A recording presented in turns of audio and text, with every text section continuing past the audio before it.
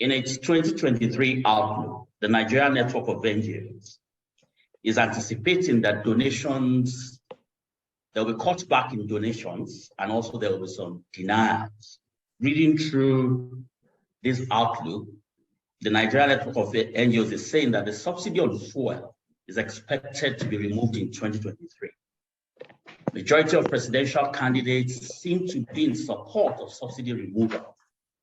An increase in the price of fuel is expected to have dramatic impact on the cost of living.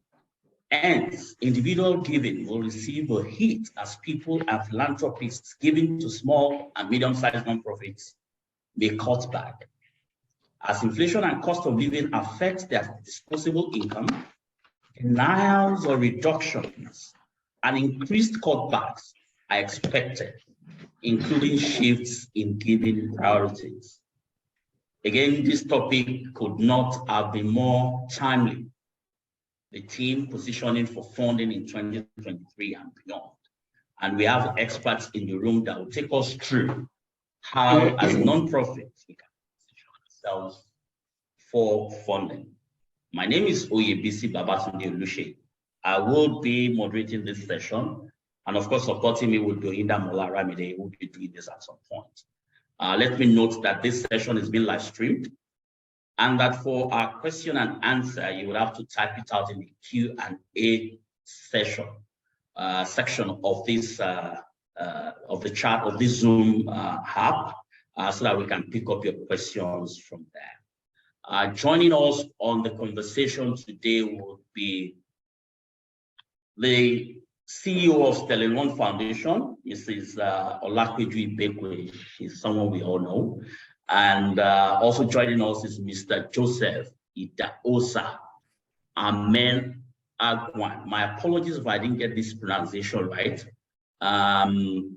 He is a strategist and growth advisor at Budget Foundation.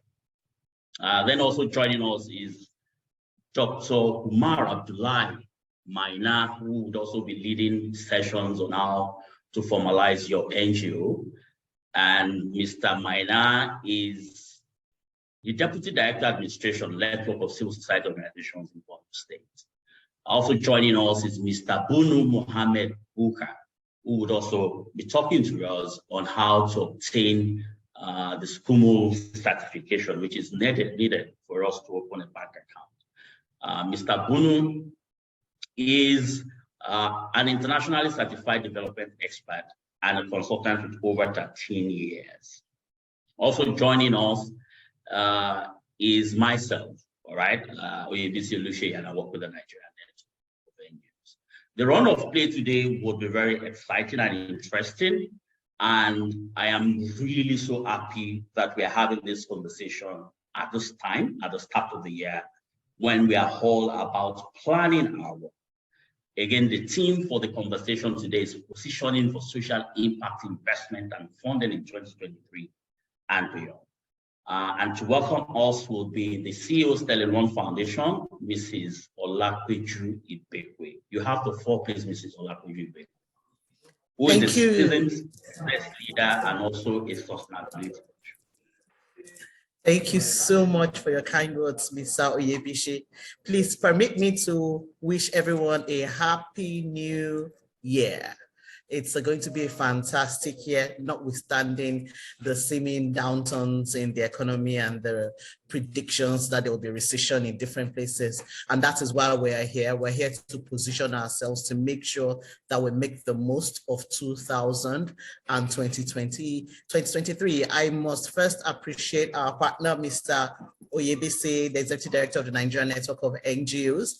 I must also appreciate our distinguished experts and speakers in the room, Mr. Joseph, Dr. Maina, and Mr. Bunu. And then, of course, our fantastic participants from across the globe. I've seen representation from Liberia, from California, from Oyo State, from Taraba, different places across the globe, not just limited to Africa. I would like to say thank you so much for joining us this morning. We are Sterling One Foundation, and at Sterling One Foundation, we have prioritized poverty reduction in all our programs. And one of such things is for you to be able to do your work well as a not-for-profit organization, funding is critical. We're here to support you in any way, especially with this knowledge, because knowledge is power. That's number one. And then secondly, down the line, we'll be speaking to you about the solution we have established in partnership with the Nigerian network of NGOs and Sterling Bank, the first of its kind in Africa, free banking for non-for-profit organizations. Please stay tuned and I will tell you more about that. For now, thank you so much. Put on your seatbelt. It's going to be a jolly ride. Absolutely, it's going to be a journey ride. And thanks again for mentioning the first nonprofit banking in Africa. We're so proud about that. At some point, I'm sure Mrs. Ibeke will be talking to us about that. But let's hit the ground running, like they say on the streets, no time for time. And we'll be having Mr. Joseph Idahosa Amenahon, who will be talking to us on our first topic for today, positioning for social impact investment and funding in 2023 and beyond. All you need to know and what funders seek. Mr. Joseph, please take it away. Okay, thank you so very much, Mr. Oyebisi. I would also like to say a big thank you to Sterling One Foundation, the NGO, and Giving for inviting me to speak on this issue. It's a very delicate one, considering the context that Mr. Oyebisi had presented about the projections about our economy and how things might pan out in 2023. But we are very hopeful that we can navigate through whatever challenges that might come. And so I'll be doing a presentation, and at the end of the presentation, I'll expect that we'll have some exchanges on clearing out questions and also get more insights from participants. So permit me to share my screen and to run through the presentation.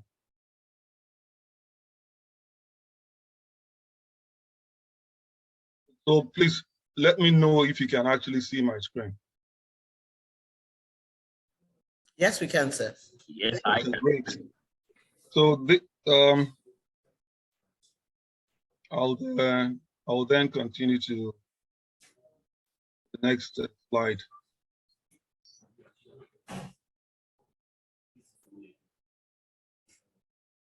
So in trying to present a context for Nigeria, we are all very familiar with the indices here. So although over time we keep arguing, we really don't know how many people we are in Nigeria, but the fair estimate would be that we're about 200 million plus, and we pride ourselves as the most populous country in Africa. Unemployment rates, youth unemployment is pretty high. These figures are not necessarily the current figures, but they give us an indication of how we've transited and where we're going to. 23.4 million after 2019. Then there's a projection also about our population. We're projected to have 400 million people in 2050. So we're looking at in about 2 decades from now, might be very big population. Then you also know that we've had massive challenges with insecurity, and the number of people who have been killed keeps increasing. This is a fair estimate, about 20,000. It's definitely more than that. Then they have also had the spill out of that, the internally displaced persons. As you know, recently too, the NBS also gave out very chilling statistics with regards to poverty situation in Nigeria. In fact, the rating is as multidimensional poverty. But if we use the conservative estimate, we can argue that 80 million Nigerians are living in extreme poverty. In terms of annual growth rates, we are not doing very well, and the numbers continue to slide a bit. Now, the thing about the civil society space, and most importantly, the donor space or the non-for-profit space in terms of variety of issues that we have to deal with. There are a number of them. So we have, for instance, spilling from the challenges that we have in our country, quality of education, legislative reform, weak institutions, anti-corruption, extreme poverty, access to justice, climate change, in the context of food security, for instance, the access to health. As you know, also, we're in an election year, and a lot of these issues have been thrown out in conversations and debates with presidential candidates and even gubernatorial candidates. So a lot of these issues are issues that non-profit sector continues to embrace to find ways to deal with. But the critical thing, as you all know, is that a lot of non-for-profit organizations are dependent on financing support from a number of sources. But if we look at what fundraising is normally defined as, fundraising is the process of seeking and gathering voluntary financial contributions by engaging individuals, businesses, charitable organizations, or governmental agencies. For most civil society groups in Nigeria, they often approach charitable foundations, private philanthropy to get support. And for some, you can argue that certain organizations have moved a bit further in the sense that they now do what you refer to as the endowment, and some of them still get some type of profit from that to now invest into their work. But let's just say that fundraising revenue can come in the form of grants from government agency, not-for-profit foundations or corporations. Most civil society groups here in Nigeria are familiar with the grant-making support they derive from foreign foundations and local foundations. The question here is often, how big is global giving?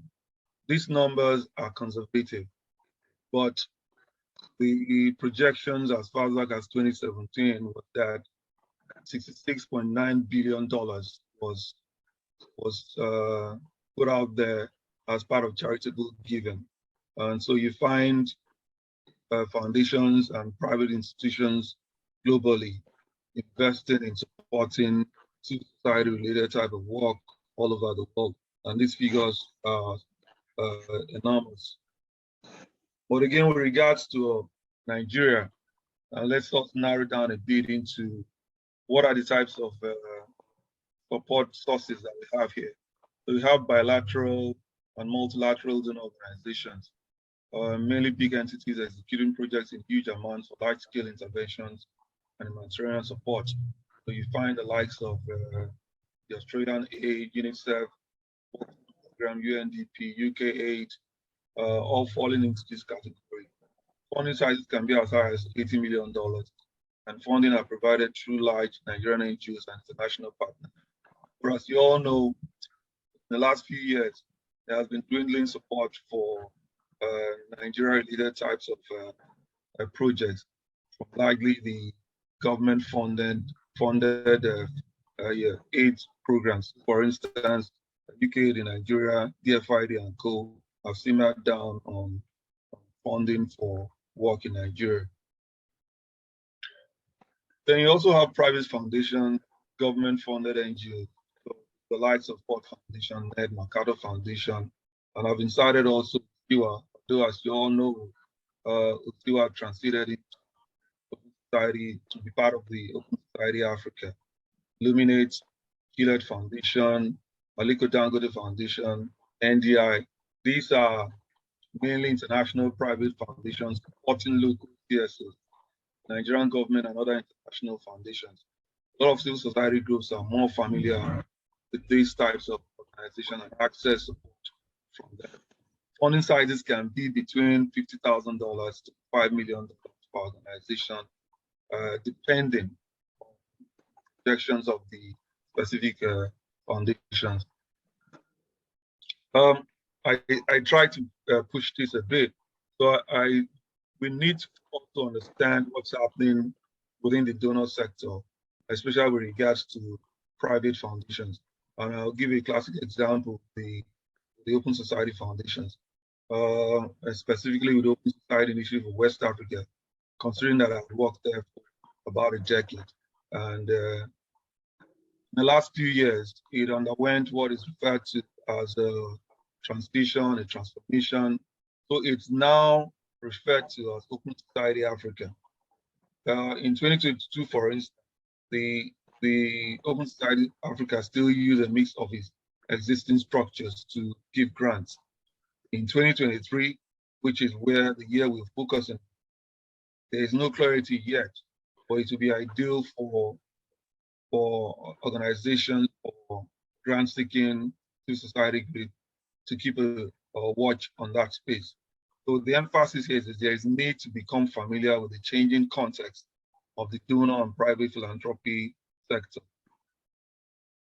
Then, if we narrow down on the Open Society Africa, for instance, we need to also dig deep into how are they thinking, what are they looking at, how do they project their work going forward, considering that they collapsed different foundations in Africa into the Open Society Africa.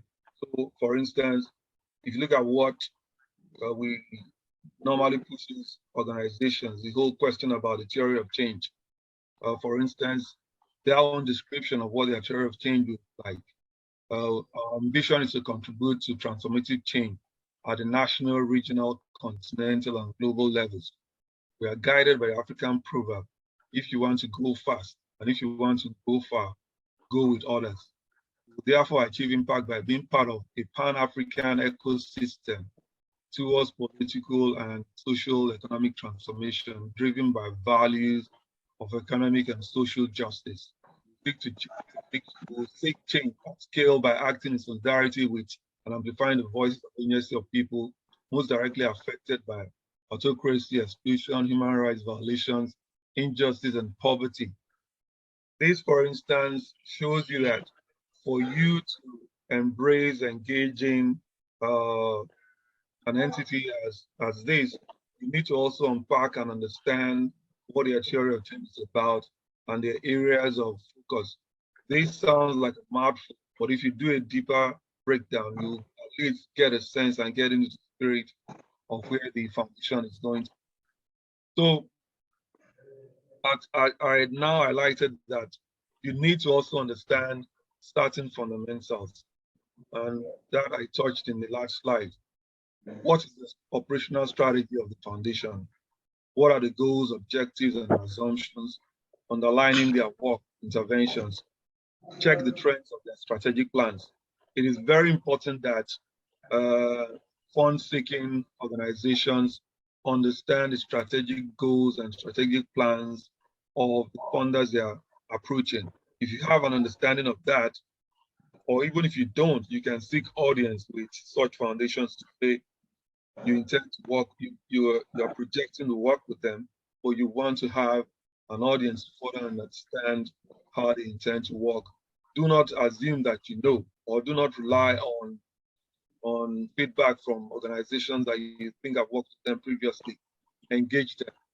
Many foundations are not close to inquiries that focus on trying to understand how they work. You also need to learn about the groundbreaking challenges that those foundations will be having. As you know, funding has dwindled over the last few years.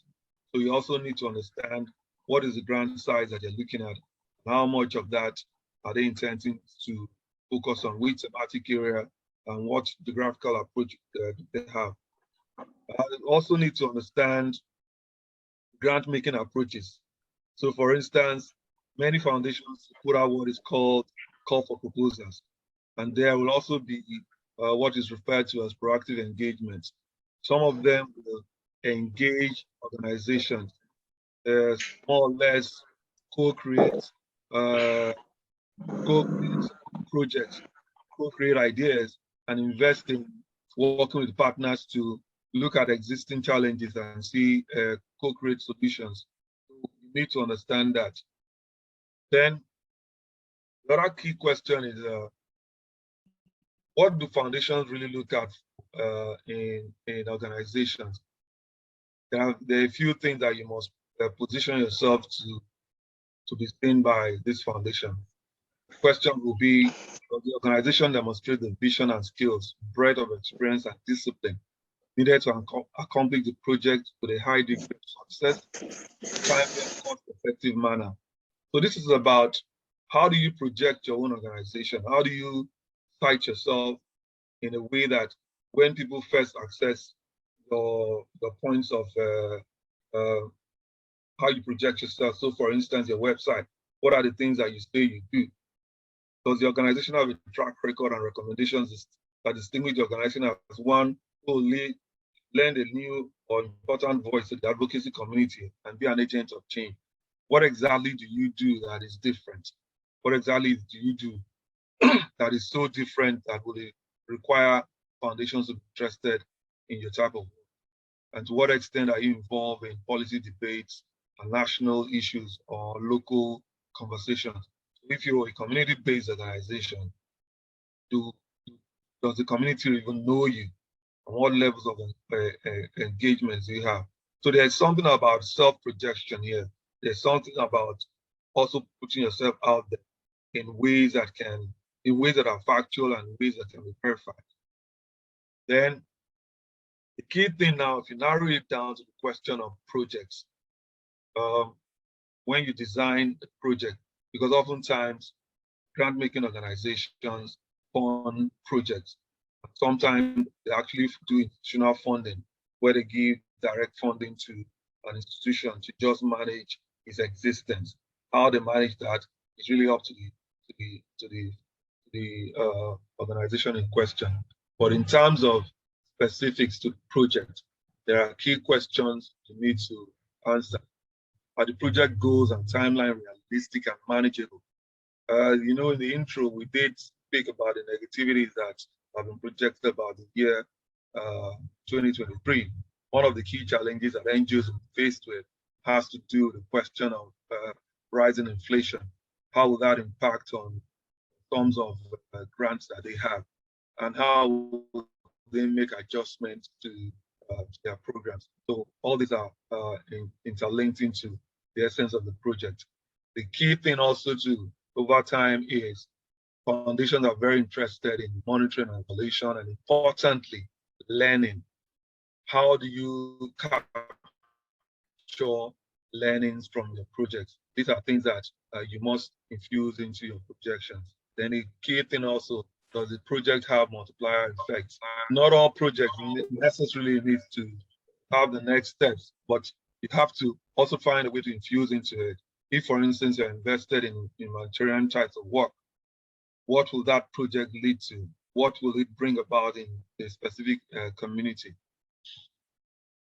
So the critical thing that funders are looking at are, one, strategic alignment. You have your ideas and we have ours. How do they fit together?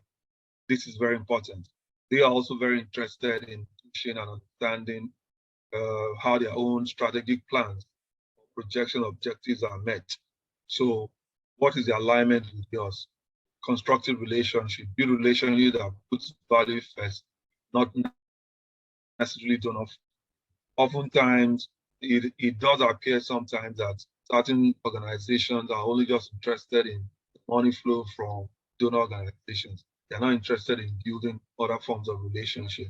I think one of the things you should focus on, picking out even financial option, is to also see what other types of relationships you can build with these institutions that provide funding. Some of them are very good at providing technical support and investing into your idea space.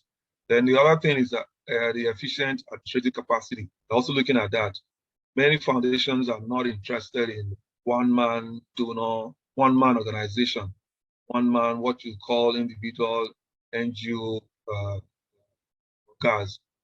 Find a way to ensure that you can expand your organization in ways that shows that you're not truly just focusing on you being the head of the organization, but you're giving enough space for our staff and crew to also project the organization. I will also want to share a few quick tips on what I think can help us to better position ourselves for better funding opportunities. Research, look into this donor funding size, strategic priorities, funding similar projects like yours. So the thing is that because the non-for-profit space is not very large in Nigeria in terms of who are the donors, you need to also understand clearly which donor organizations are funding and are there collaborative projects being undertaken by these donor agencies. So that if you are approaching one, you have a sense that there is a huge possibility that this could also be receiving counterpart funding from a similar donor organization. So get a sense of that. Then there's this major key part. Sometimes the argument has been that we don't tell our stories enough. We don't tell our stories of impact. Invest into how best and you can tell your stories, whatever the positive outcomes are, or even the negative outcomes from the project that you've implemented are. Find a way to construct it and put it together and put it out there. Some do it in form of documentaries, some put it in very short documentaries that people get to see. Question again is to avoid the whole thing about one man situation where you're the one managing everything, you're the financial officer, the M&E person, you're the this and that. It doesn't help. And funders will shy away from such organizations. You must be seen to be really expanding and enabling the organization to thrive. The question about partnership. Small organizations should not be afraid to partner with big organizations. Big organizations should not feel too big to partner with small organizations. We need very efficient organizations, and there's opportunity for big organizations to mentor small organizations and bring them to par so that they can also very well compete in this very dwindling, restricted funding space. Relationships, don't be there for the money alone. I can't emphasize this many times.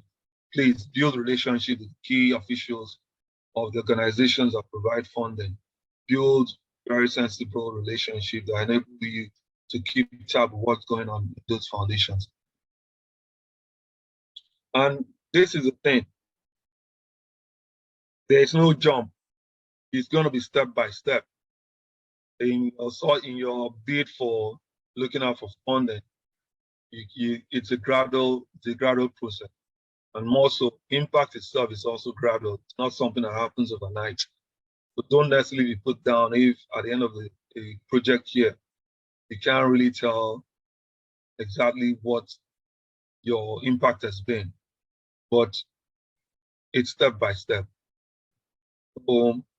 Don't be too excited to say you want to go and get a 5 million grant when there's no clarity on how you're able to even manage a 2 million grant.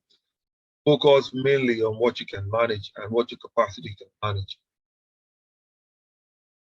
Oh, it looks as if I ran through the presentation, but I'll say thank you to you all for listening. Thank you so much.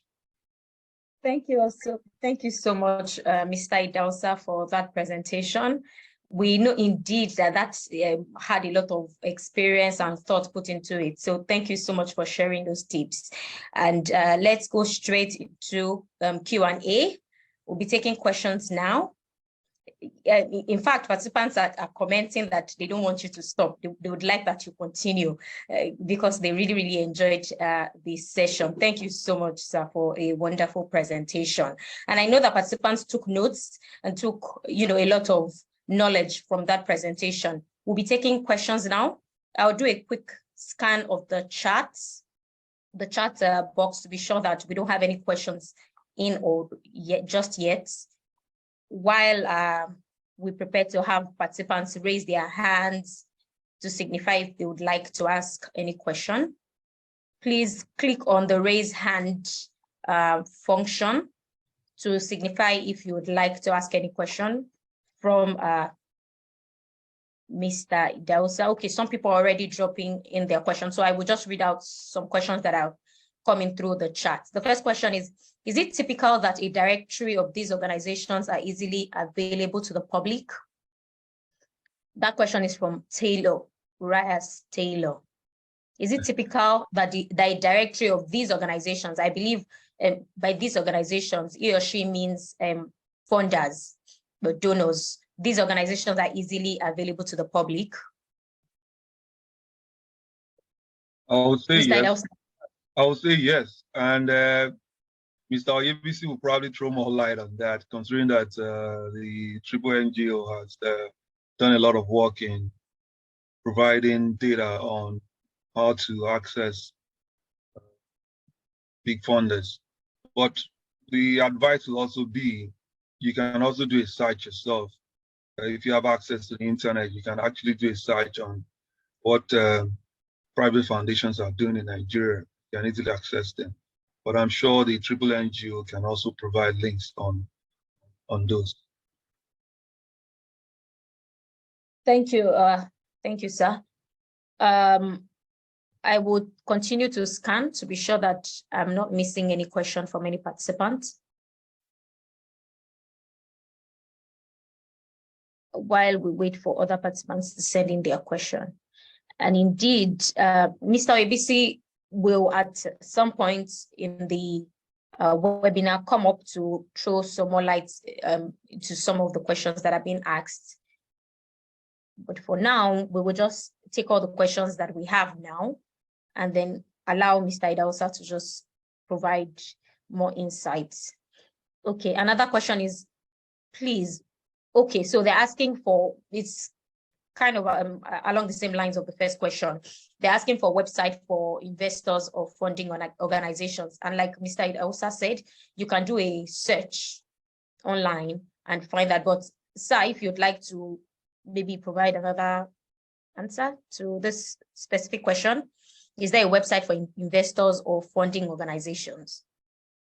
Another question is, what's the best way to get the right contacts to reach corporate organizations? Even when you send them emails to their data online, you hardly get a feedback from them.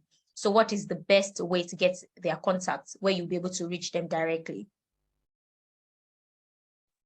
I think sometimes, yeah, I think sometimes communication with certain types of foundations can be very challenging.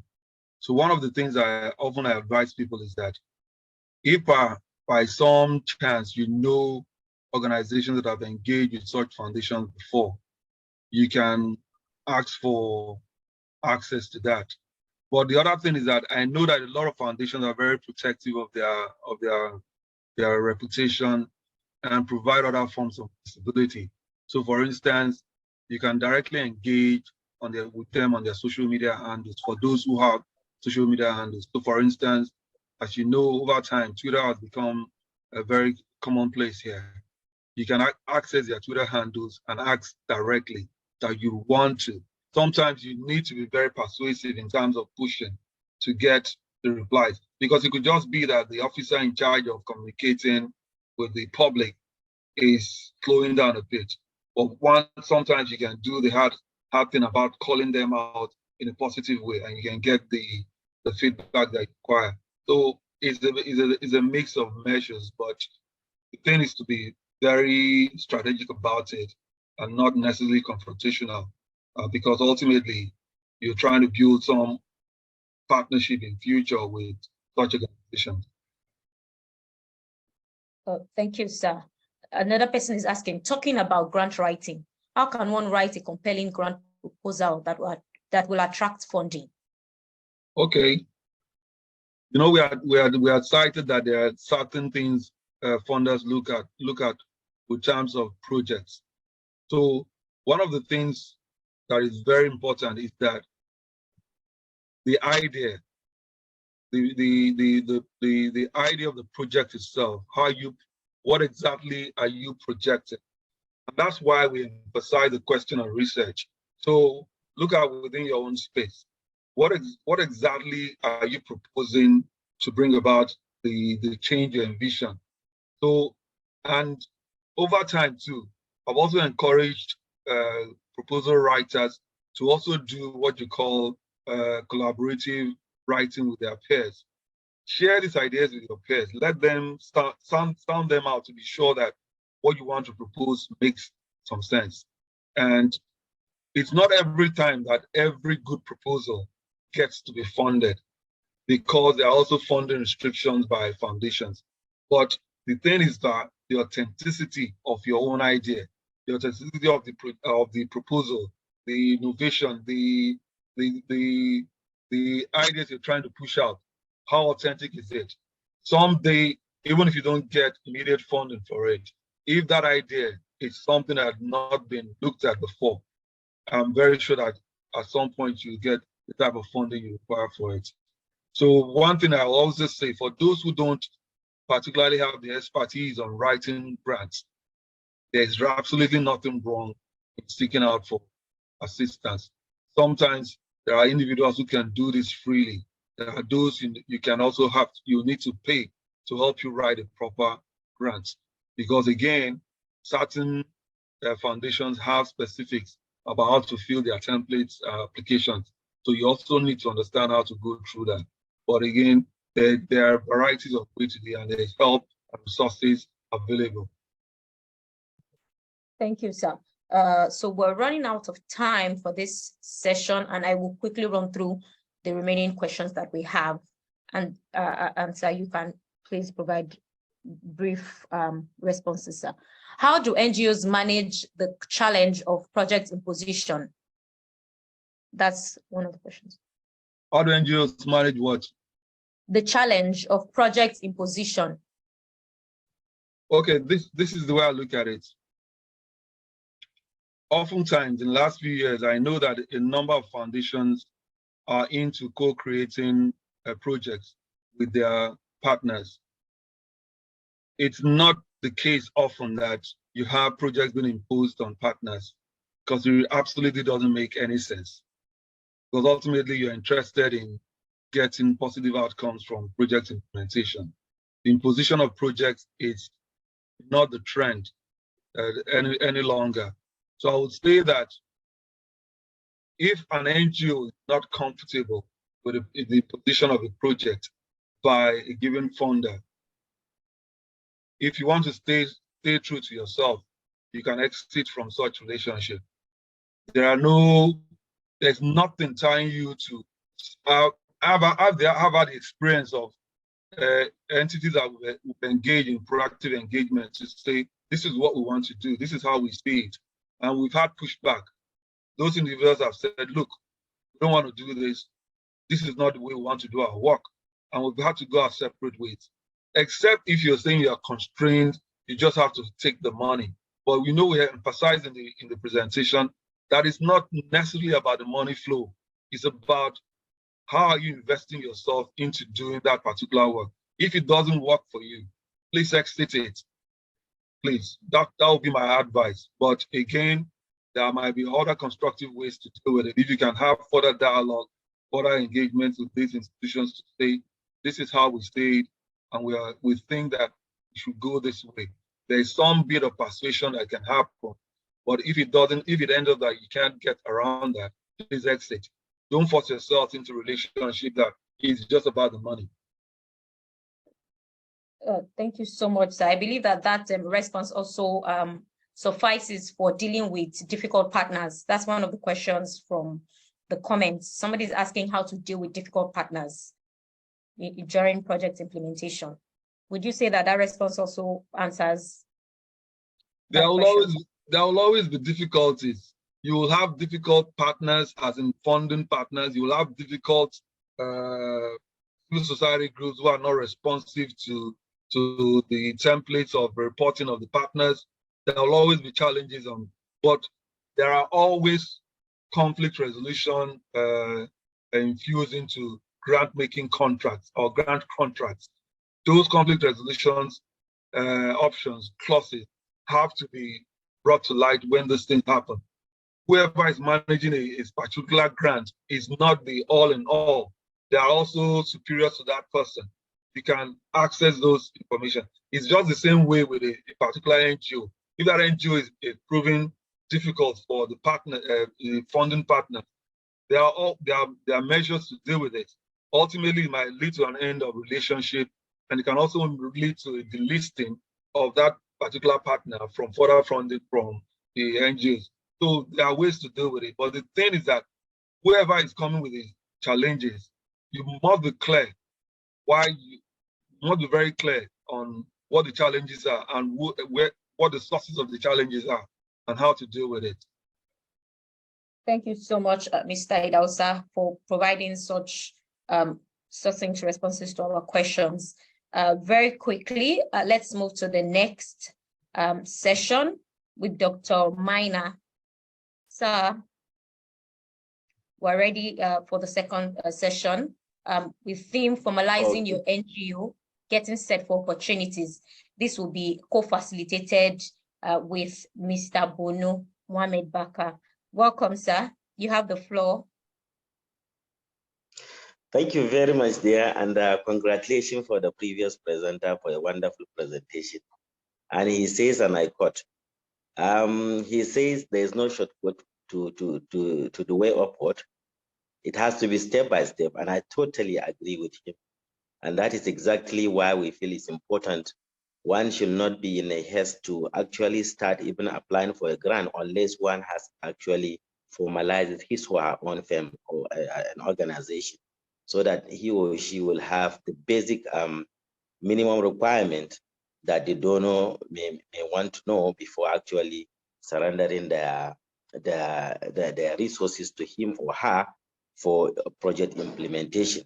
And that brings the issue of formalizing an NGO as part of this training. I would love to actually introduce my colleague, Mr. Bunu, who is going to take us through the registration with corporate affairs organization as the first part of the presentation. Then later on, I will come up with the presentation on the registration with SCUML, that is the Economic and Financial Crimes Commission registration, which is more often forgotten by many NGOs, but it's one of the quite important formalization process that is required to be done by almost every financial firm, and of course, including NGOs. So, Mr. Bunu, are you set for the first part of the presentation, or I should take the SCUML first? Mr. Mohamed Bunu?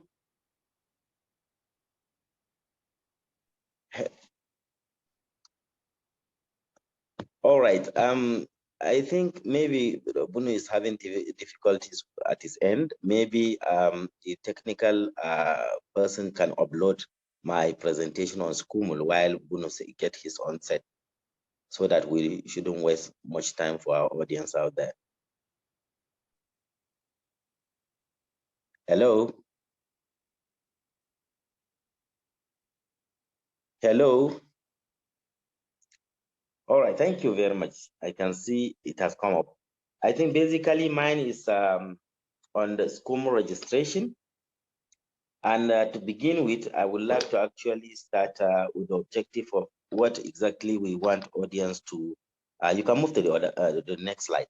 The objective of the training is that we want people, audience to understand the meaning of SCUML, because there are those that are just coming up and may not even know what exactly this SCUML is all about. And to also understand those agencies that are supposed to register with SCUML as a formal way of documentation. And of course, we want to understand the requirement for the registration for each of those firms that are eligible for registration with SCUML. And finally, we also want to understand the reporting procedures, because usually when you register with SCUML, it is mandated on your organization to be reporting to Economic and Financial Crimes Commission on a monthly basis. There will be a form that will be provided to you where you will be reporting on a regular basis, so that they will know what comes in and what goes out through who, and who is the beneficiary, as well as the nature of the activity you are able to conduct with the funding you are able to acquire. Then, first of all, I would like to start with a small definition of terms, and I start with SCUML, which stands for Special Control Unit Against Money Laundering. This is a special unit with the Economic and Financial Crimes Commission, which is there to checkmate the movement of financial transactions in and outside firms and organizations, including NGOs. And that is exactly the unit that is responsible for monitoring all transactions and financial activities that goes in and out of our organizations. And there is NPOs, which is non-profit. It stands for non-profit organization. In case we come across such an acronym in my presentation, this is what it means. An NGO, non-governmental organization, which I believe almost all of us knows what it stands for. Likewise, CBO, which stands for Community-Based Organizations. CAC stands for Corporate Affairs Commission, and CRFFN stands for Council for the Regulation of Rights for Nigeria. BVN stands for Bank Verification Number. TIN stands for Tax Identification Number. Basically, I think these are some of the few acronyms we will come across in my presentation, which my audience may want to actually have their full meaning, and that is why I actually put them out there. Then eligibility for firm, company, agency to register with SCUMUL. These are some of the agencies that I was able to fish out that are actually mandated to register with SCUMUL so that they will know the financial transaction that is happening within those agencies. And these include dealers in all luxury goods, as we know, dealers in jewelries like gold, diamonds, and host of others, car dealers. They are mandated to equally register with this unit. Hotels and hospitality businesses, casinos, pool, betting, lottery businesses are all expected to register with this unit. Audit firms, tax consultants, construction companies, mortgage brokers, clearing and forwarding companies, dealers in precious stones and metals, law firms, trusts and NGOs, religious organizations, associations, club and society, all firms that are supposed to or are mandated to have SCUMUL registration so that Economic and Financial Crimes Commission will know exactly what is happening in there in case there's any act of money laundering. So can we go to the next slide? Next slide, please. The next one, please. So specifically for this presentation, I want to dwell on non-profit organization, which include the NGOs we wanted to discuss here. As for the rest of the firms and their requirement, I may want to share some of the details requirement for the registration and of course reporting procedure for some of the firms. After this presentation, I may share it via mail, the detail of some of these things, so that some of us may have other firms that belong to those categories I mentioned earlier, which may be interested to know exactly how they are going to register those firms. So I may share a document containing the details after this presentation. But basically here I would like to restrict myself on how the non-profit organizations like the NGOs can actually register with this SCUMUL. These are what it means by non-profit organization is these are charitable or humanitarian organizations which could be either international or local, like the ones we operate here at home, and including also religious organizations like churches and some religious-based, faith-based organizations.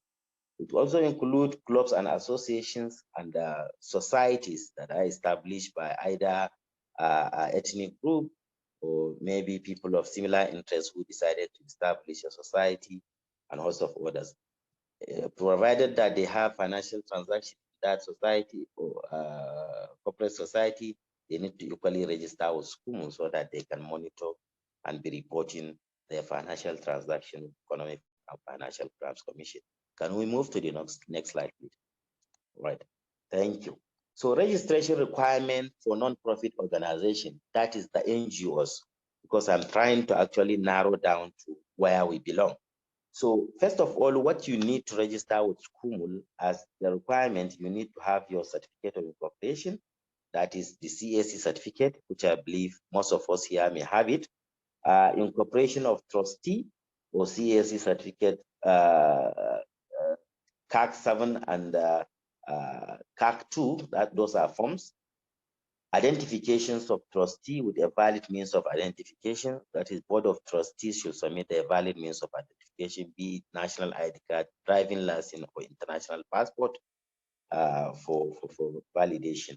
Then constitution, memorandum of understanding, and articles of association. You have to submit it at the EFCC during the registration. Another requirement is the tax identification number for the organizations, firm, or society or club you wanted to register with them, or alternatively, tax exemption certificate. Which, if you are not paying tax, then maybe you must have a tax exemption certificate.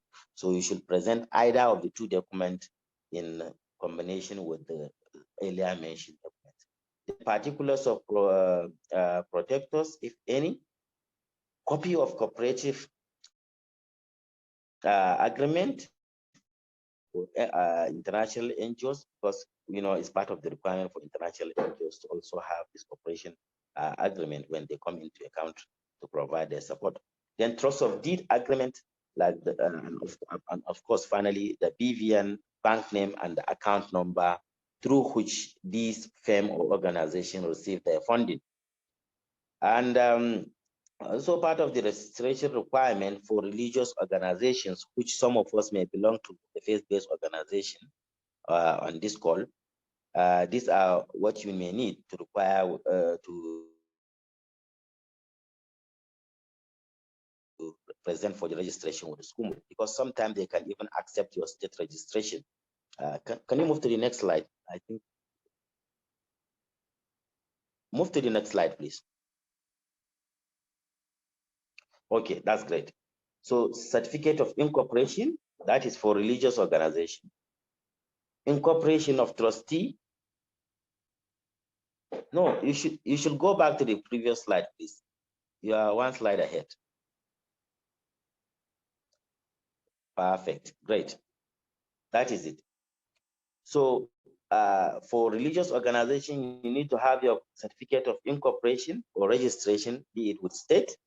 So incorporation of trustee, identification of trustee with a valid means of identification, as I earlier mentioned, your constitution, your tax identification number or exemption certificate, letter of authorization from the general overseer of the church. If it is a church or a mosque, this letter is mandatory for you to have as part of the document you will submit to the unit for registration. And the detail of other activities engaged, either the church or the mosque have a charitable component or humanitarian activity they used to carry it out. You need to spell it out clearly for the unit to know exactly what activity you are into and where your sources of income. So the BVN, bank name, and the bank account number is mandatory for almost any firm that wanted to register with the SCUMUL unit. Then registration for clubs and associations. Can we move to the next slide, please? For clubs and associations, we only need certificate of incorporations, or sometimes even the registration with their state ministries can suffice for this purpose, and a copy of their constitution or bylaw. Usually, those clubs and associations must have a bylaw, including societies must have a bylaw or a constitution, and they have to present that to the unit so that they can know exactly what association, club, or society is all about and what are the limitations. Then particulars of the trustee, of course, they must have a trustee, and they must subject this trustee's identification to those to the unit so that they can verify the integrity of those trustees and of course the personalities that are there. So reliable means of identification of at least 2 of the trustees. In case if they have more than 3 trustees, even 2 trustees identification can suffice for clubs, associations, and society. But this is strictly for clubs, association, and society. Tax identification number, BVN, names of account and account number. Actually, these are the requirements for NGOs, for faith-based organizations, and of course for associations, clubs, and societies. Then the reporting procedures, after you must have registered, it took not more than 2 to 3 weeks, you will get registered after making the presentation of all the necessary documents to the unit. So you can go back to the previous slide. So it actually took less than a couple of weeks for you to get certificate after you must have registered. Then immediately after registration, an email will be shared with you through which you will be sending a regular report concerning the activity of your firm, organization, or your company. And the reporting template include the school registration number, because on the certificate that will be provided to you after the registration, it must contain a unique number that belongs only to you. And this unique number will serve as your school registration number, where you will be inputting that at the space provided for school registration number on your reporting template form. So this after this reporting period, you must state exactly from what date to what date is this particular report, does this particular report captures. Then transaction dates, any financial transaction that took place between the reporting period, you must state exactly the exact date that those transactions took place. Then name of the donor, the person donating the money into your non-profit organization must be stated. If it is a company, if it is a foundation, you just have to state that. And mode of the donation, is it in kind? Is it cash? Is it via account transfer? Whichever way, you just have to state it under this particular heading in your reporting template. Then the currency type, is it in dollar? Is it in naira? In what form of currency was this donation or grant provided to your organization? You have to state it there. Then the amount, the value, the value of the money that was transferred to your organization for the project implementation or during the reporting period. You just have to state it there. Then the purpose of the donation. This also needs to be stated. And of course, in your own case, you may state the name of the project, and of course, a brief about the project, what it entails, and what the scope of the project, as well as the number of beneficiaries. Sometimes they may ask to know. Then source of account, that is the name of the account. Name should be the name of the account donating the money, where the transaction is done via financial institution. In a situation where the transaction is done in cash, the name of the natural person who donates the cash should be mentioned here. Then the source of the account number, this will be usually the Nuban account number we have here in Nigeria. Then source account name, then mode of disbursement, and this will be how the transaction was done, either in cash, in kind, or account. I have said it earlier. Then purpose of the donation, beneficiary account name, beneficiary account number, then the beneficiary bank name, that is your of course, your as an organization, your bank name, your account number, of course, and the account name has to reflect, because even if it is your organization, sometimes organizations register an account with the name of the project they are implementing, because most of the donors require that you open a separate account for a separate project. So you need to state actually the name of your organization, and of course the name of the account, because it may differ with the name of the organization. The summary of the activity that is carried out within the reporting period. This is where you are going to have your actual detailed summary of the activity you are able to carry out within the reporting period, and the money you expended during the reporting period in carrying out those activities reported as detailed as possible. These are basically some of the requirements for SCUMO registration, and of course the procedure for the reporting. And I think whenever you went for the registration, whenever you go for the registration of SCUMUL, I strongly believe they will provide you with a template with which will further guide you on exactly additional information to what I presented here.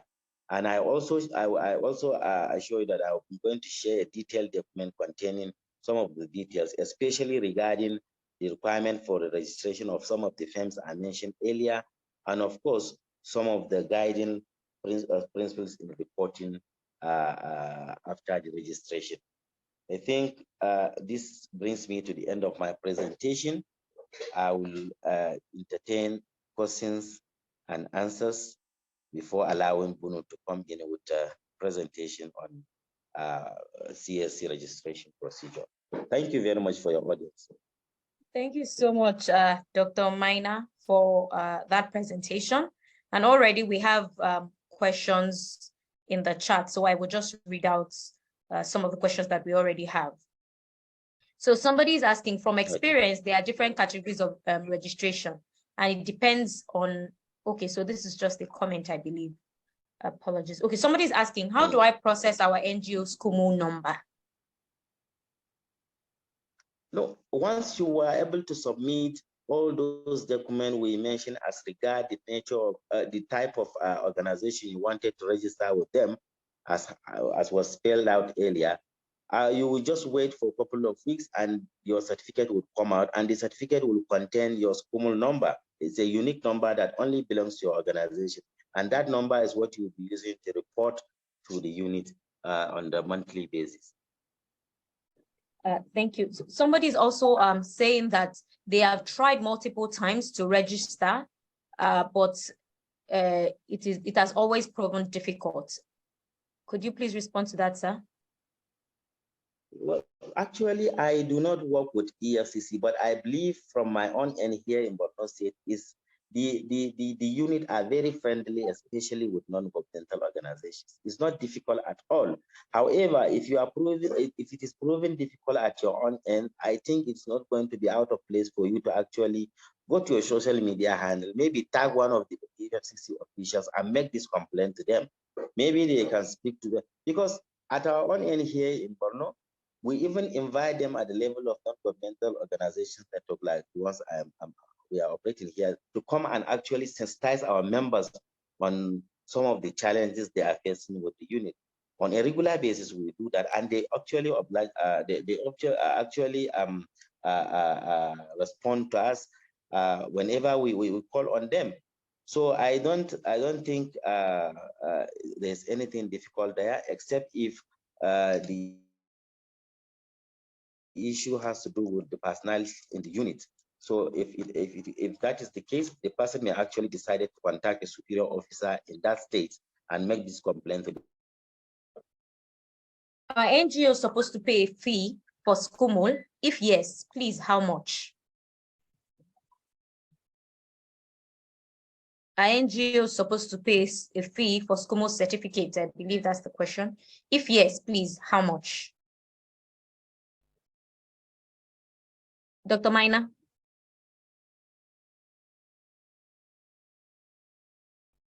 Hello, sir. So that. Can you hear us, sir? Or is it my internet? I'm not sure if it's my connection. No, it's not your internet. Oh, great. So I think there's a technical We glitch. can hear you. Okay, Mr. Oh, Bruno. great. Okay, Mr. Bunu, if you're ready, you can please take up the your part of the facilitation. Okay. Like Dr. Maina is not able to continue. That's great.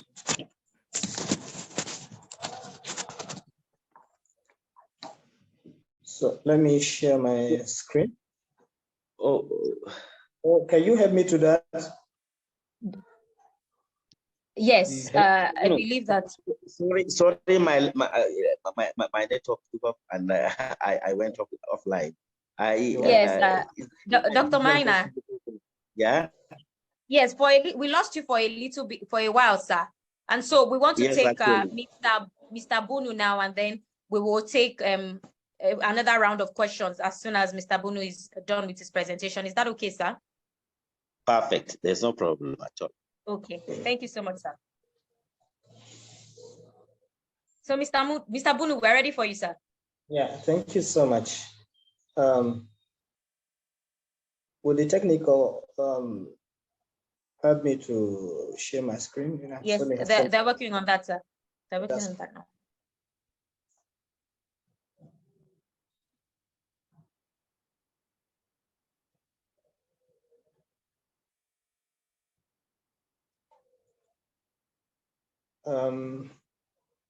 Let me just start before the screen pops. I think to save time. I hope my voice is audible. Yes, sir, it is. Great.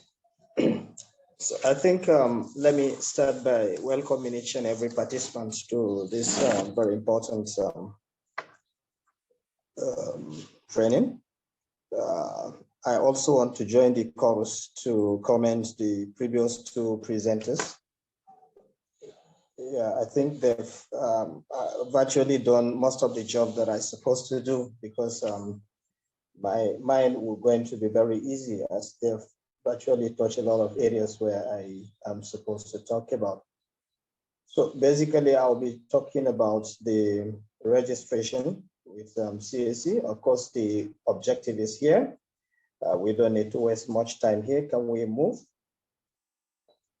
Yeah, thank you so much. That's the broad objective. And then let's go to the next slide, the introduction. Great. So by introduction, I hope you can hear me, right? Am I audible? Yes, sir, we can hear you loud and clear. Great, great. Because it's echoing from my side, that's why I'm a bit skeptical. Oh, I think, sir, because you have two devices logged into Zoom. Do you, sir? Yeah, if you have two devices, yes, you can mute one and then just leave one on. But we can hear you. Fine, let me mute the other one because I'm using two networks.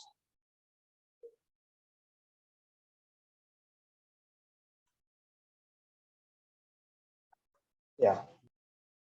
Okay, great.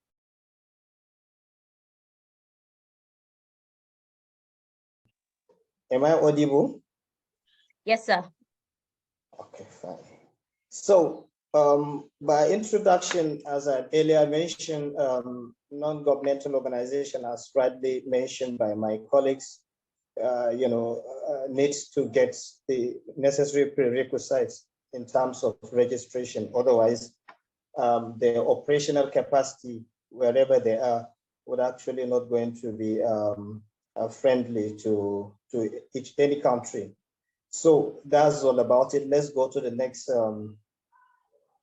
Okay, so these are the benefits of registering an NGO, of course, to obtain legal status in order to enable them to interact at the official level, to open a bank account, sign contracts in the name of the organization. Registered NGO can also qualify for financial assistance from government agencies, local, national, and international donors, just like mentioned by Mr. Joseph in the previous presentation. So the benefit continues, such as tax exemption from certain incomes, training opportunities, technical assistance, all the benefits that flow from registrations, guidance and help from relevant registration authorities, and so on and so forth. So let's go to the next one. Now, the procedure to register an NGO in Nigeria or foundation. So the process of application of the registration of a non-governmental organization in Nigeria is adequately provided in the Company and Allied Matters Act 2020. An NGO may be funded by the UN agencies, corporations, or any individual donors, and the donations are used to support their cause and humanitarian activities of the organization. So going by the provision of the Companies and Allied Matters Act 1990, an NGO or charitable foundation may be registered as a company limited by guarantee or as an incorporated trustee. However, due to uneasy requirements of registering a company limited by guarantee in Nigeria, it is always preferable for any NGO foundation to be registered as an incorporated trustee under Part C of the CAMA. Now, the procedure for how to register a charitable foundation in Nigeria is complex, but of course, surmountable, if I can say that. The requirement for registration are in steps, which I think most of the steps have been touched by previous. Step one, as we know, because most of the participants here are either established organizations or those that have been in the system for quite some time. So perhaps they must have registered long ago. So with that, I believe they have gone through the procedures and process. So I don't want to waste much time here, but just quickly to go over them. We know how to conduct availability check and reservation of names, which are done by CAC, obtaining a set of incorporation form from the CAC by the applicant, which shall include a memorandum for the guidance of application. Now, step 3, publication notices of the registration of the proposed NGO charitable foundation in 3 national newspapers in Nigeria, one of which must be a local paper, which is usually circulated in the area where the NGO would be located. For instance, if you are operating within the Northeast, Nigeria, or any zone, one must be, publicized in that local zone. And then the 4th step is submission of the duly completed application form to the CAC. Such application must be accompanied with the following documents or requirements: the formal letter, 2 copies of applicant's constitution, 2 copies of application form signed by the chairman, secretary of the body or association, or any position as the case may be, extracts of minutes of the general meeting appointing the trustees, listing all members present and the voting pattern has to be clearly stated, passport photograph of the trustees, residential addresses and signatures of the trustees on the application forms are equally required. Let's continue. Trust declaration form duly deposed to by each trustees in the High Court of Nigeria. So these are some of the areas where you have some difficulties to keep on going and you face a lot of bureaucratic bottlenecks. But of course, these are some of the challenges that we're going to talk about during issues that has to do with challenges. So you need to have that evidence of property acquisition for the organization undertaken in lieu of the property acquisition, the impression of the common seal, extracts of minutes, as I've earlier mentioned, original newspaper publication, and bank draft for the prescribed fee, which would indicate that you've actually paid that one. Now, let's quickly go to the next, which is registration of a charitable foundation by a foreign person or entity. You see, with the influx of international organizations, particularly to Nigeria, especially in the Northeast Nigeria. Hello? Yeah. Go ahead. Hello, We can hear you. we can hear you. Hello, Mr. Bunu. Hello, sir. Can you hear us? Good. So especially in Northeast Nigeria, wish to operate or other interview, okay, may wish to register the organization. So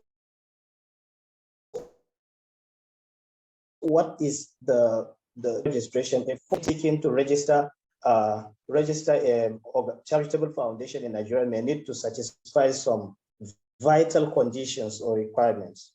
That is, must be resident in the country. Therefore, a foreign individual seeking to register an NGO or charitable foundation in Nigeria must first obtain what we refer to as the SAFA, the Combined Expatriate Residence Permit and Alliance Card. Must have that. And then a foreign company registering an NGO in Nigeria may nominate local trustees for such purposes, because the law says you cannot import foreign individuals to serve as trustees and to serve as everything. That can actually not going to happen according to the provisions that we have.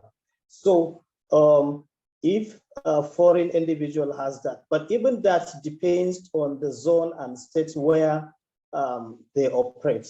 For instance, in the Northeast, where you have state agencies for coordination of humanitarian affairs and other things, they also have their domesticated regulations as far as foreign operation is concerned. Now, this is about it. So, but you need to have all those prerequisites before you now add the previous ones that we've mentioned earlier as part of requirements for you to be able to register with CSC. Now, the next slide, please, is okay. Yeah, good. Register your NGO online in Nigeria. This has been one of the yearnings and aspirations of organizations, whether they could register via online, just like obtainable in other countries, like in India and other African countries also do that. But a formal letter of application needs to be drafted, copies of the application constitutions, and all those procedures need to be processed via online. However, for the companies and then other bodies which wants to register online, that cannot have any much challenges. Within 5 days, you can register your business outfit and you can get your certificate. But for incorporation of the corporate affairs, actually there are some challenges which is being done. But of course, you're going to face a lot of issues regards that. So you need to have all those documents with, as we've mentioned earlier, to do that. In continuity, these are all things that we've mentioned in the previous requirements. So equally for online registration, you need to have them already with you for you to be able to register. And of course, the steps to do so are, as we mentioned earlier, and then you do all those steps, follow them before you can register. Now, you will also need to be search for it on the public. All these things you need to do it, okay? Advertise it, and then submit your registration form documents. You will be required to fill out a form and submit some documents, you know, and so on and so forth. You need to all do that. The bank drafts for the prescribed fee, as I mentioned earlier.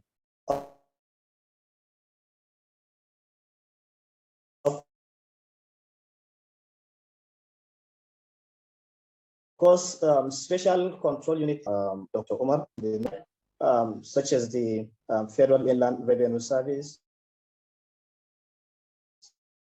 National Planning Commission, Ministry of Women and Social Development, just like in the case in Borno State, because some CBOs may not have the capacity to register with CAC, but in the interim, they can register with State Ministry for them to be able to operate before scaling off their registration to the higher CAC authority. As I've said, Borno State, as a case study in our own site, has a Borno State Agency for Coordination of Sustainable Development and Humanitarian Response, where they partner with the UN agencies, and also the UN OCHA, where is a body that actually coordinates the activities of international organizations. So they're working hand in hand to see which organization is eligible to operate within that geographical area. You may be aware, perhaps you must have previously some organizations who are banned from operation from some part of the country by some state governments, just for the fact that they've not met the requirements of their local agencies and state-based requirement. So these are one of the areas where you have some issues for you to be able to scale up. Otherwise, practicing or rather operating in such areas might be of challenge. Even though having a CAC certificate registration, it's actually supersedes wherever you work, but of course, local context also matters a lot, where you operate based on culture, based on religion, and a lot of other factors that can make that one. So of that one requirement information to commence registration, some of those local organizations is also virtually the same thing with that. In addition, requirement for registration of NGOs with other ministries, like the education ministry, okay, you see it, all NGOs seeking to recognition or collaboration of any form with the ministry are expected to register with the ministry, depending on the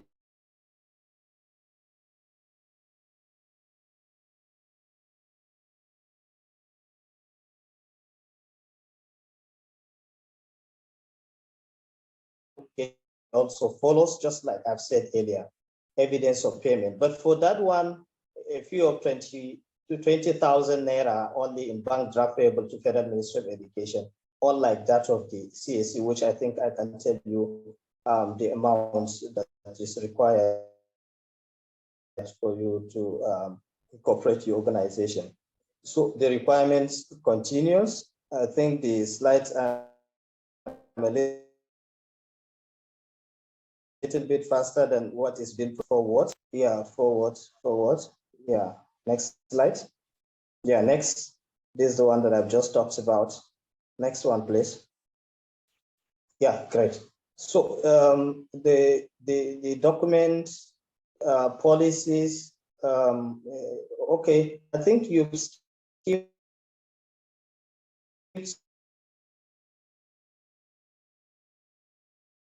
some slides that talks about the cost of registration.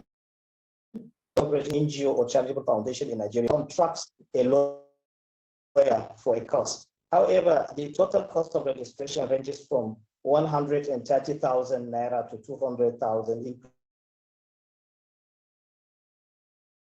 including the cost of advertisement into that is basically what is required. But if you can do it that without contracting a lawyer, it might be cheaper than that. But if you contract a lawyer that can work for you, you need to pay some of his charges, which can take you roughly from that amount that I mentioned earlier. So what are the documents, policies, funders look? I'm happy Mr. Joseph have earlier stressed about some of them. I'll just go over it briefly. All grant-making organizations have their own ways of working, but almost all of them approach the grant-making decision process in a relatively similar way. All funding organizations want to know certain pieces of information, such as how your organizational values align with others, as he has mentioned, your track records, okay, purpose of your organization, your project matches their current interest, okay, methods and approaches that an NGO typically uses to deliver their project, whether your project fits within, next slide please, within the current priorities in terms of beneficiaries, locations, impact, next slide please. So the current status and reputation of your organization within the community that you work, if they are happy with everything they have discovered so far, most grant makers will start to interrogate your project proposal itself before they will forge ahead. Next slide, please. Now, you also basically need to have some checklist of policies and other management systems, for instance, organizational chart, leadership.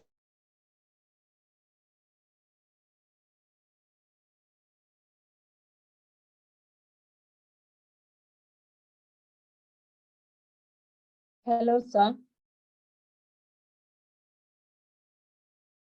Hello, sir. Okay, it looks like Mr. Bono's connection has gone off. So very quickly, let's take the questions that we couldn't take the previous time when Dr. Miner's connection locked him out, because we still have a few, more than a few actually. We still have many questions that we neglected to ask then. So, Dr. Miner, are you ready for us, sir? Yes, of course. All right, sir. Okay, sir. So one person is asking, how does an NGO obtain tax exemption from FIRS?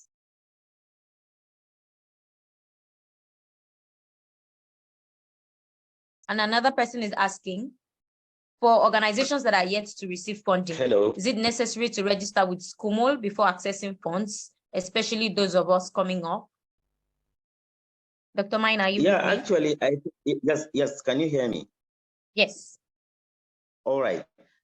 Basically, I think there are a lot of organizations operate without a school certificate currently. But if I may advise, I think it's wise for us to actually prepare for those so that we all have our formal documents available with us whenever, in case if there is opportunity for us that show up, especially opportunity that has to do with big fundings. One must need such certificate, and in that case, you need to be proactive.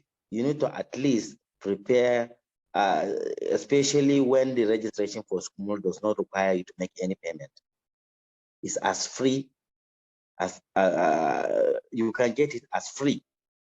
So you do not need to waste any time in registering school since it does not require any money except for the documents I mentioned earlier. So I think even if you can start operating without the school registration, it will be wise if you will start planning to see how you can obtain one and be on the safer side. This answer suffices. Thank you. Thank you, sir. Where do we have school offices? Okay. The school offices are usually located, it's a unit that is located within offices in every state. Whenever you are able to locate the EFCC office in your state, just pop in and ask for where there is a school unit in the EFCC office. I think you can easily access that. For those in Abuja, I think it's in the EFCC headquarters. You can easily get there and get your documents submitted for the registration. Thank you, sir. If after your certificate is ready with SCUMOL, what do you need to take along for collection? Can you hear me, sir? No, you don't need to take. Yes, I can hear you. You don't need to take anything because the submission you have made contain all your identity and also of others. All you need to do is to carry the identity card for the organization you have registered the SCUMOL with. Once you present the identity card for that organization, maybe they can take your ID card and make a photocopy and document it that you are the one that came and collect the certificate for documentation purpose. They will save that in your file that this is the person that come over to their office and collect the certificate, and that is it. And since the SCUMOL certificate is unique, I don't think anyone can go and collect somebody's certificate because there is a unique number on the SCUMOL that you will be using to report. So nobody will go and collect somebody's certificate except the person that belongs to that organization for which the SCUMOL was registered for. When it comes to religious organizations, the letter of authority is specified to who exactly? For instance, if it is a church, the overseer of the church is the one that need to put down the letter that requesting for the registration of the faith-based organization.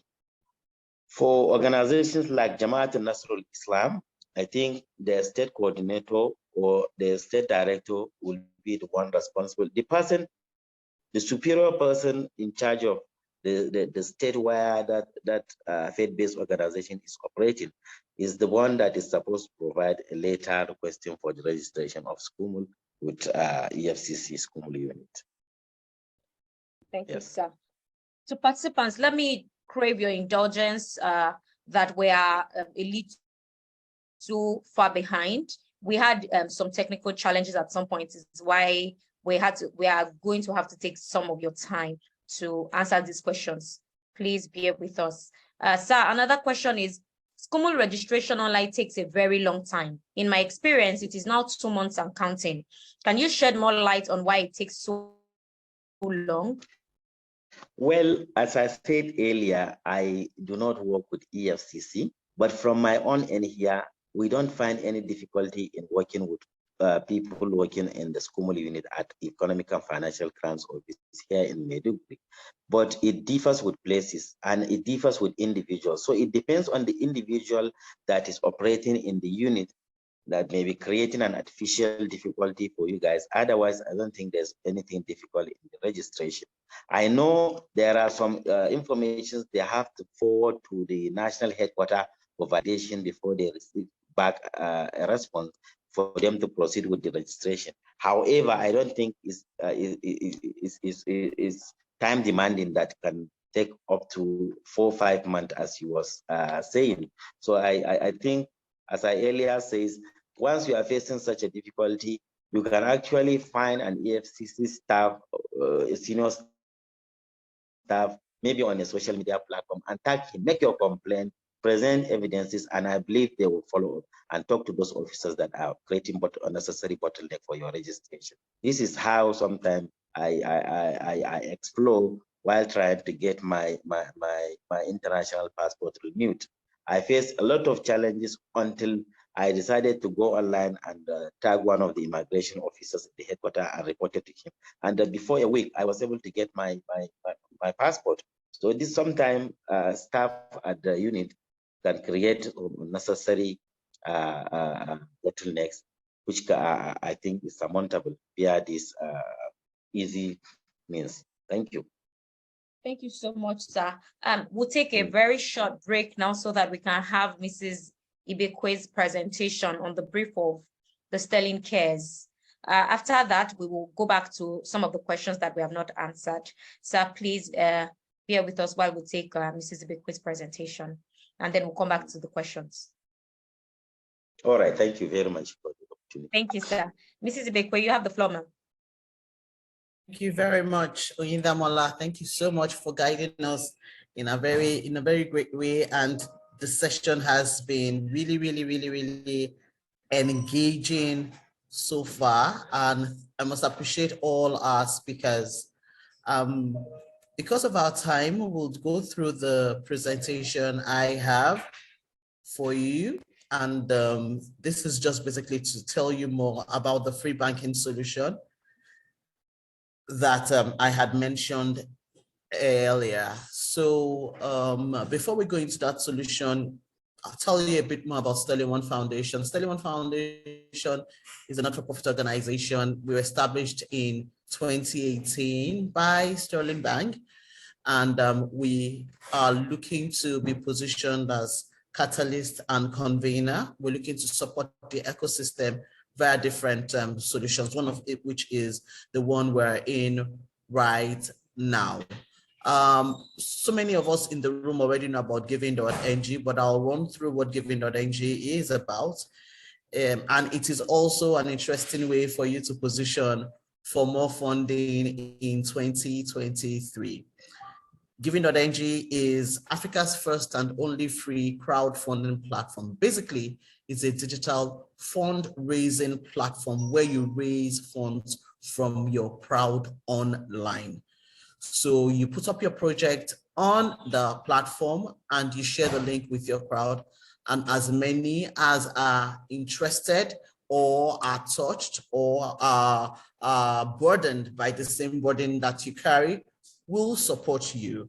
And once you're able to get up to 100 donors supporting your project, or if you're a member of the Nigerian network of NGOs, you have up to 50 donors supporting your project, and your project is under the health, education, or renewable energy focus areas, you can get a grant of up to ₦1 million from Giving.ng. That's one way you can also be a part of what we're doing and benefit from what we're doing at Sterling One Foundation. I'd already mentioned that it's a free service and you can access up to ₦1 million in grants. We serve not-for-profit organizations, alumni associations, because we know there's so many alumni associations that want to do something for their alma mater.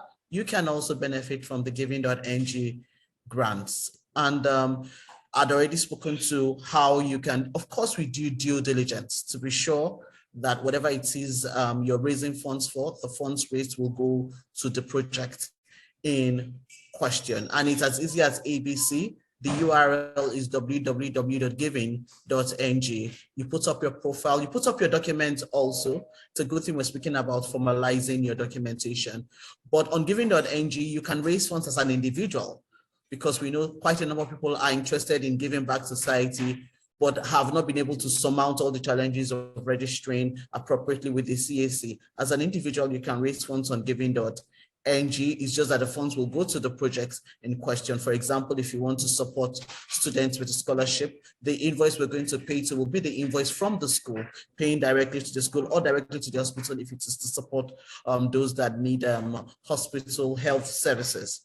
And you share with your community, and that is available today. You can access the 1 million today once you meet the prerequisites. And we have quite a number of NGOs already raising funds and have already accessed grants.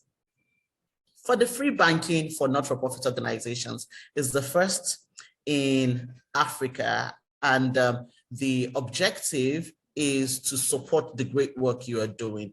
We do not believe that not-for-profit organizations should be charged CUT. And that's where we created this unique solution in partnership with the Nigerian network of NGOs and our partner organization, Sterling Bank. If you are in Nigeria, you would understand the term AWUF, which is free. It is banking free. You never ever have to pay charges ever again forever. It's the name of the product is Sterling Bank, and it's available at all Sterling Bank branches nationwide. To start the journey, you can go on sterling.ng/cares. This would also help you manage your NGO better, because you also get all the services in normal financial services. Service product will avail you, but you do not have to pay any extra charge for that. It helps you to do more good with what you have. Whatever it is that you have left that should have gone in charges that is not with you, you can use it to support more people. How do you start this journey? You go to sterling.ng/cares, or you can actually just put in the chat group if you are interested, and with your number. And immediately after this session, one of the representatives is on the call, will reach out to you and guide you through the process. Of course, it is I mentioned this already, you get more impact. Of course, it has the normal documentation as required by not-for-profit organizations, are dictated by the Central Bank of Nigeria for you to open an account with any bank in Nigeria. No transaction fees, no initial minimum deposit, and you also get email alerts. To register, to open this account opening form, your CAC documents, your resolution of the chairman and the secretary duly signed, 2 specimen signature cards, valid means of identification, which could either be your international passport, driver's license, or the national identity number, proof of your valid identification, and 2 recent and clear passport photographs. And the bank would also do a visitation. All this due diligence is to ensure that you are who you are, and just to ensure that also we meet all the specified regulatory requirements for opening a bank account in Nigeria.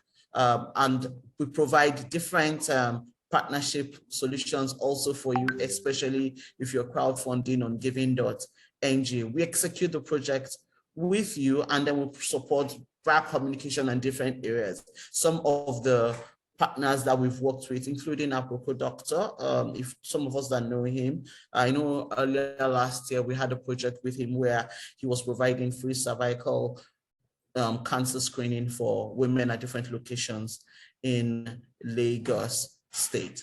Now, those are the solutions we have. If you're interested in opening a Sterling Cares account, please just put your number and your name in the chat box now. Someone will reach out to you, or you can visit any Sterling Bank branch in your location. Now, I wanted to quickly share this because of our time. You can continue asking your questions, and I'm sure Dr. Meina is here ready to respond to your question. I'm also here if you have any questions for me too. Thank you so much. Oyindamola, you have the floor back. Thank you, Madam Ibekwe. And I'm sure that there are more questions already in the chat. I'm sure that people have questions for you. And I will call out to you. I'll read out the questions that you have for you when they have them, when I get to them. And Dr. Maina, I will also call out your name when the questions are directed at you. So madam, please stay on. And the final words will come after the questions have been answered. So Mr. Oyebisi, please stay on with us as we continue. So the next question I believe is for Dr. Maina. Please, I want to ask if a church is also in this category of NGOs and can apply for funding from donors, because churches now have SCUMUL as well.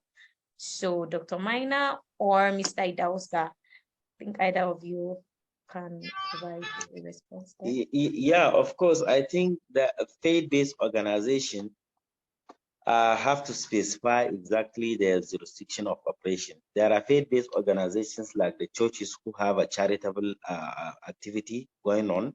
Some of them have humanitarian activities going on in those churches.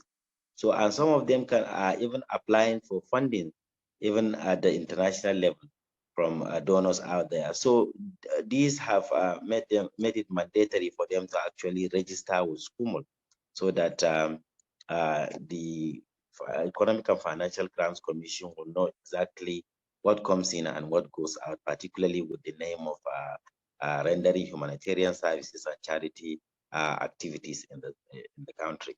Basically, it's mandatory for faith-based organizations, particularly those carrying out charitable activity and, of course, humanitarian activity, to register with the unit. Thank you. Thank you, sir.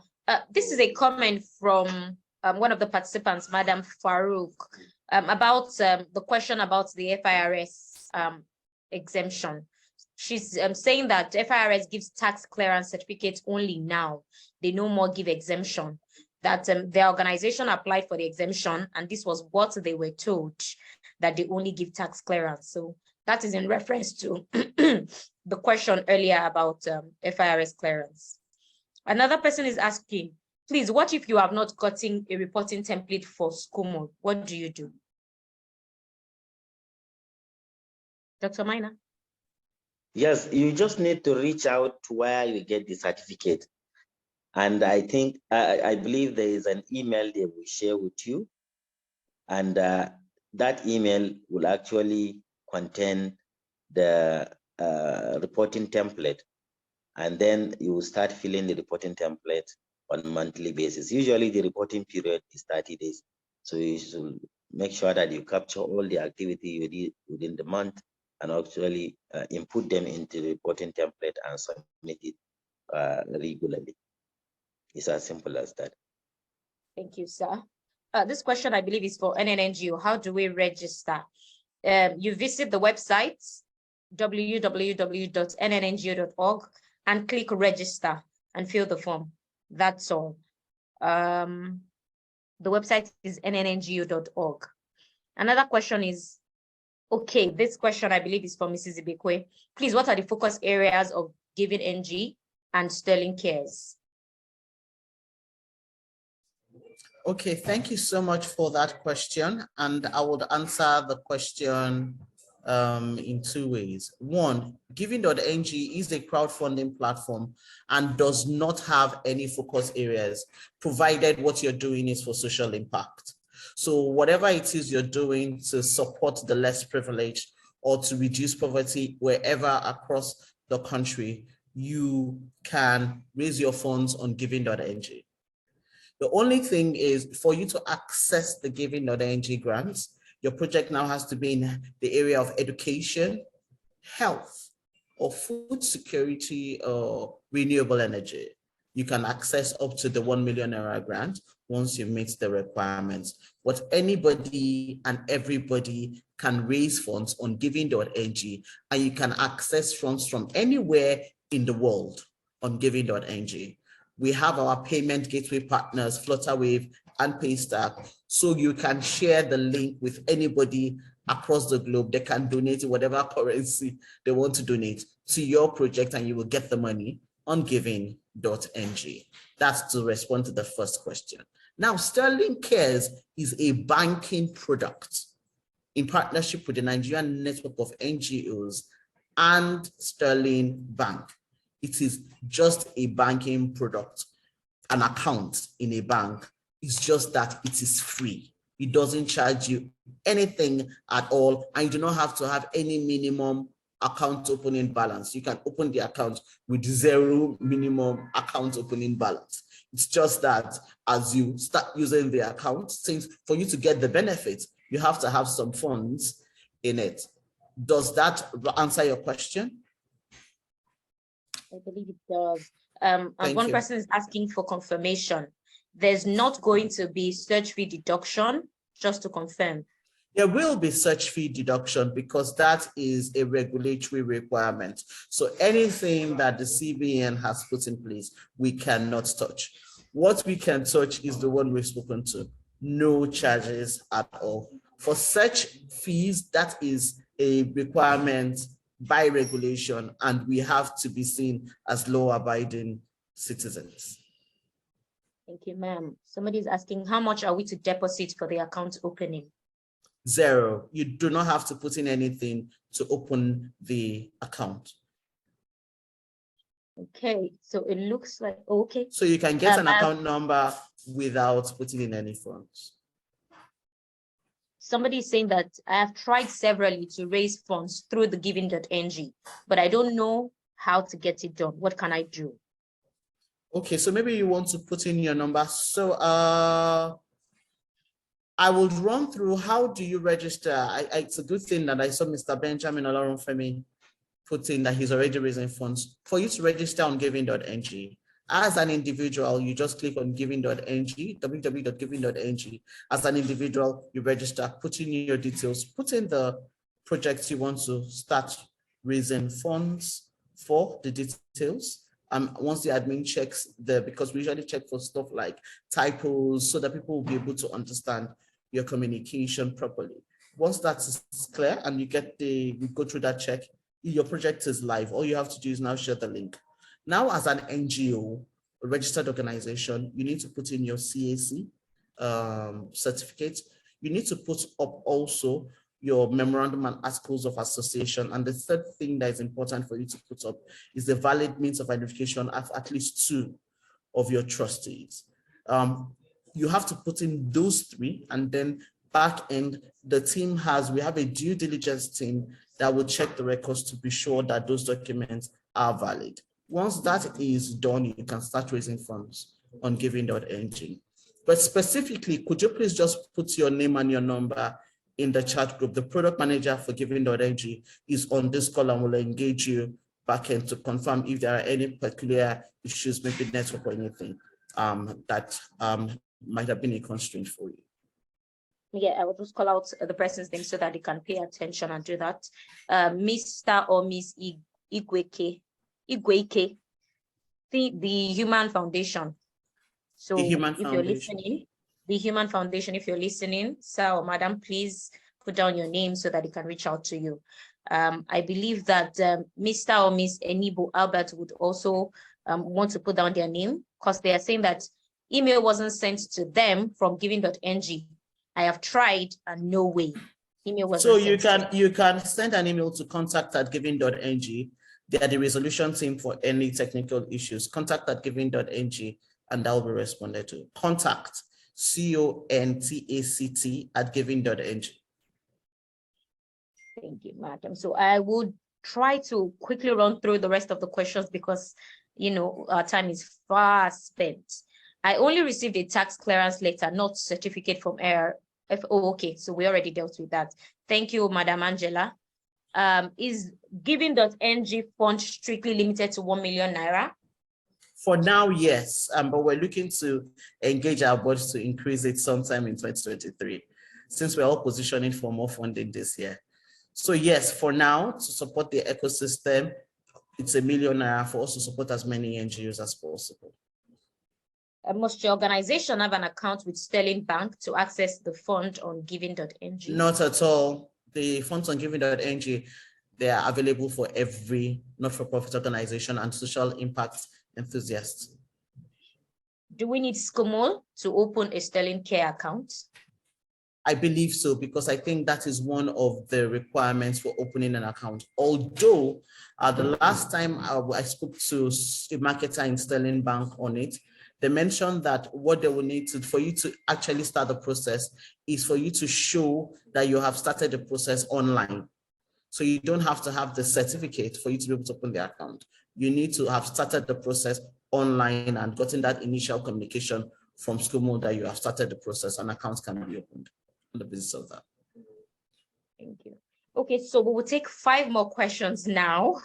And then unfortunately, we'll not be able to answer all the questions, but 5, and then we will close the webinar. Does Sterling Cares work with domiciliary accounts as well?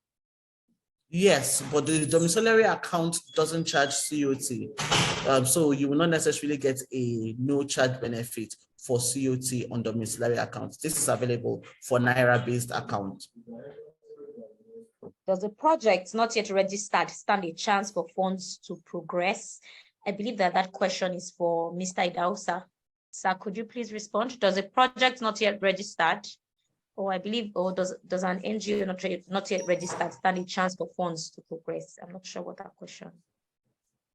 So sometimes, hello, although sometimes certain foundations are willing to take in organizations that do not necessarily have your formal CAC types of registration. So for instance, some organizations have state level type of registration, subnational types of registration. So they are willing to take in such startups. So it's not technically a restriction, but it is best that such organizations rapidly accelerate the process of doing their registration. Thank you. Thank you, sir. So that's 2 questions now. We have 3 more, and then we'll quickly give Mr. Bono some time to wrap up.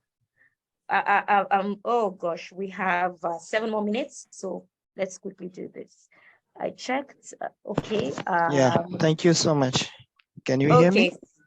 Yes. Yes, I can hear you, sir. Thank you. Sir, please, Sorry, you have the floor because it looks like you have I already actually had some network issues. There was no That's one. okay, sir. We understand, Yeah, sir. so I think basically that was what I was about saying. So most of those requirements are there. And what is more important is this foreign registration and of course the other technicalities. But some of the challenges we have is the bureaucratic bottlenecks that most organizations face. But I think I always advise that those that are in the business, those who know how to pursue the processes and then the steps, mostly the legal practitioners are good in that. If you wouldn't mind, you can do some of those things and then they can pave way for you. But for other agencies localized in some zones and states, certainly you need to come and work hand in hand with the governments of that state. Otherwise, no matter how big your organization, even if it is an UN agency, some of the states have absolute autonomy to stop your operation within their own territories. So that's all I want to say. If there is any question, fine. If no question, I think time is not much on our side. Thank you so much. Thank you so much, sir. And we really appreciate you, trying to be sure that we got the sense of your presentation. Thank you so much to all the panelists and the participants for being a part of this. Let me quickly call on Mr. Oyebisi for final words while we see if we still have a few more questions. Mr. Oyebisi, are you there, sir?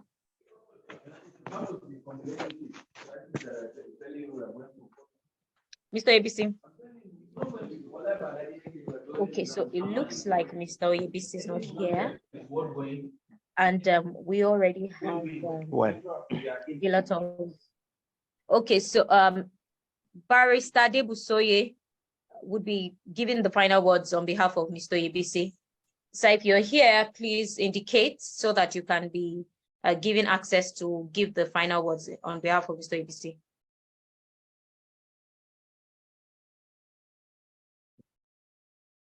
Barrister, yeah. So Adebusoye Ayodele would like to give the final words on behalf of Mr. Oyebisi.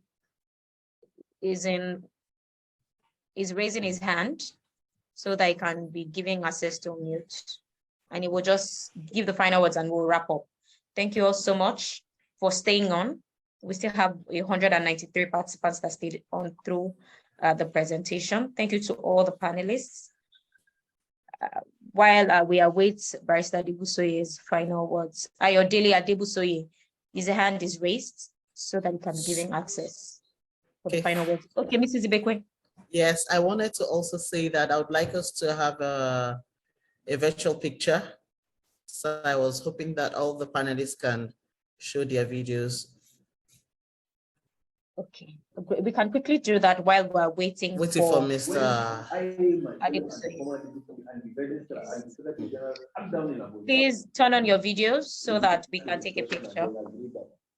Yeah, before Barrister come up, I would like to use this few seconds to appreciate Stanley's One Foundation for creating this wonderful platform.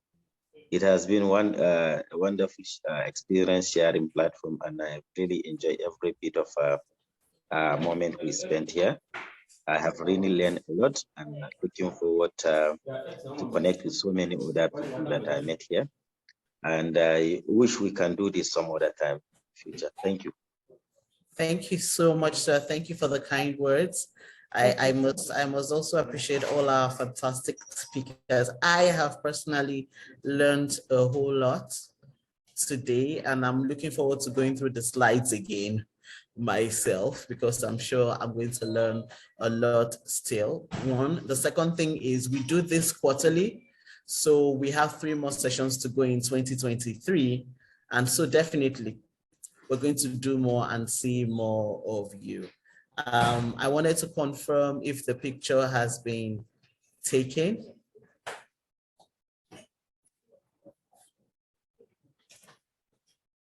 Has the picture been taken?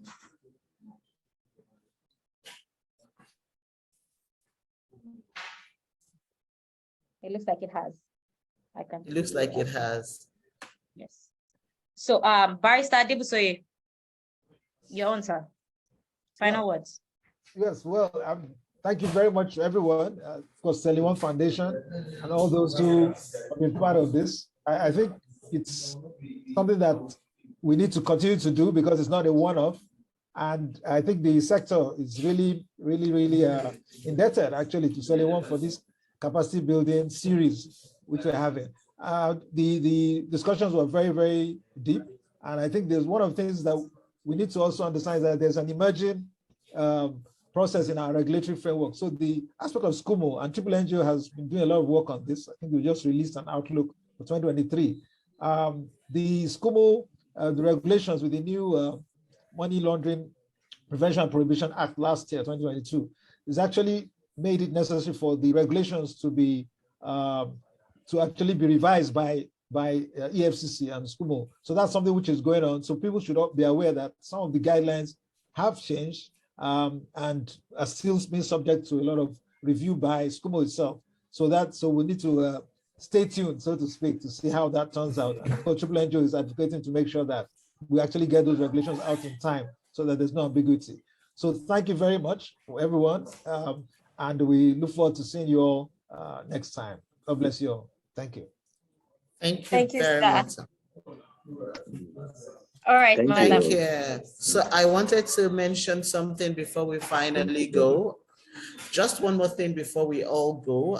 And this is just to inform us in ahead. We usually have a social impact summit.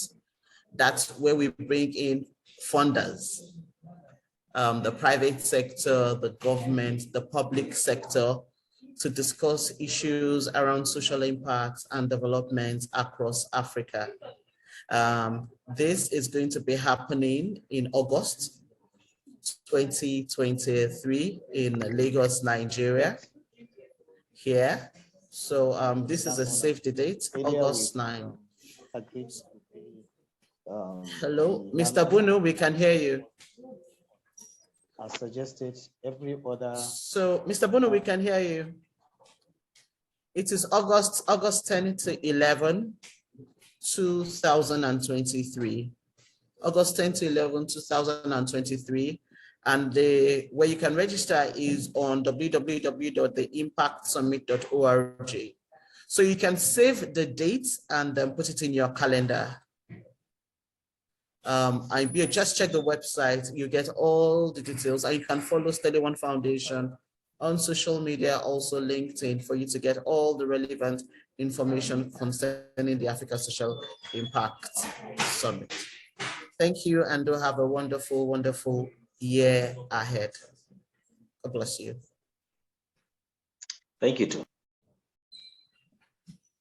Bye. Bye, everyone. Bye. Bye.